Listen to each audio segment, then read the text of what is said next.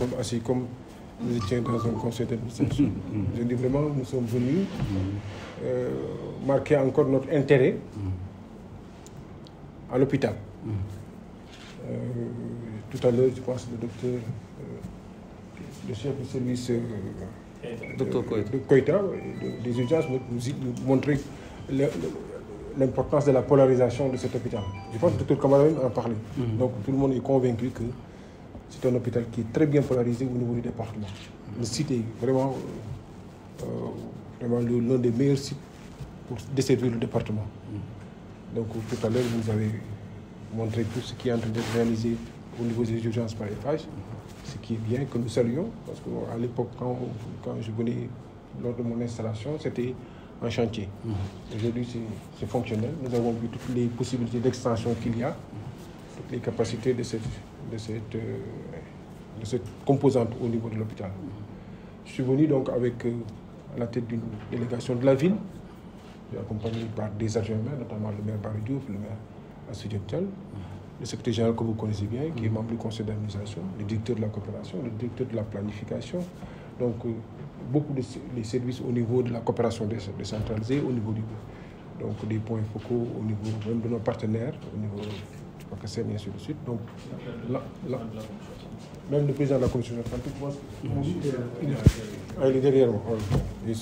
Donc là aussi, vous êtes familier, parce que c'est l'action sociale aussi, le chef de service de la santé, de l'action sociale aussi. C'est important parce que pour montrer notre intérêt sur les questions de santé, maintenant, elle a été très présente sur les questions d'action sociale. Maintenant, elle a commencé à être très présente sur les questions de santé, parce que c'est essentiel pour nous aussi.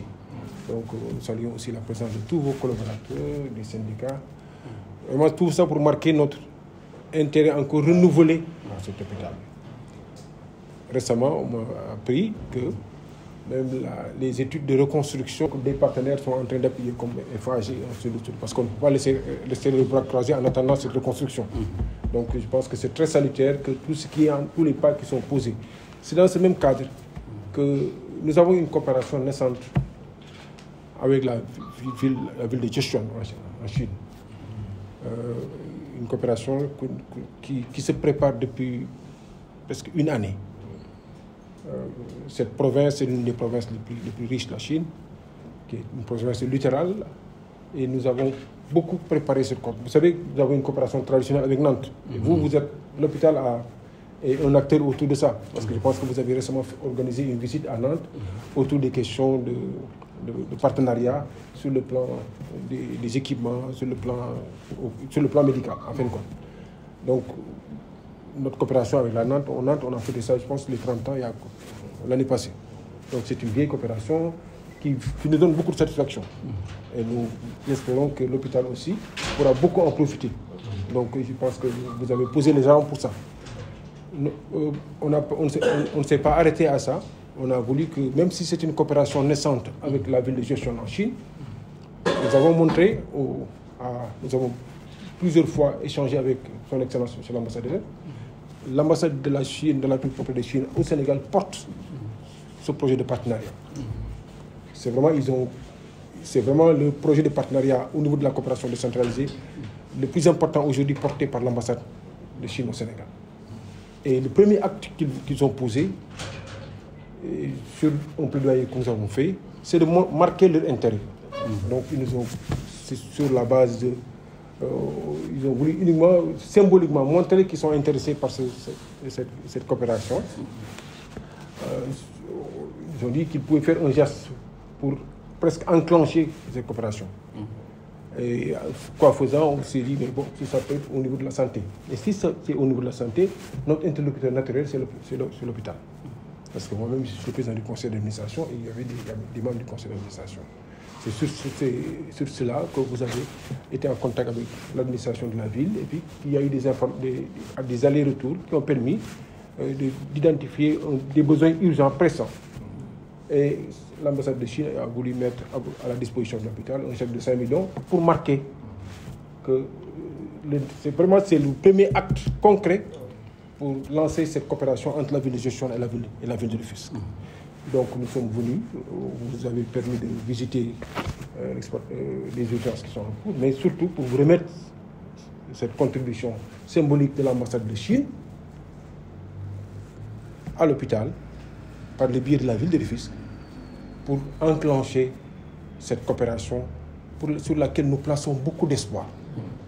Nous nous sommes toujours dit qu'il faut diversifier nos partenaires. Avec Nantes, ça se passe très bien. Nous avons la Maison des Arts, nous avons beaucoup de choses, ça se passe très bien et vous avez été à Nantes sur ça. Mais nous savons aussi qu'aujourd'hui, la Chine est un partenaire essentiel.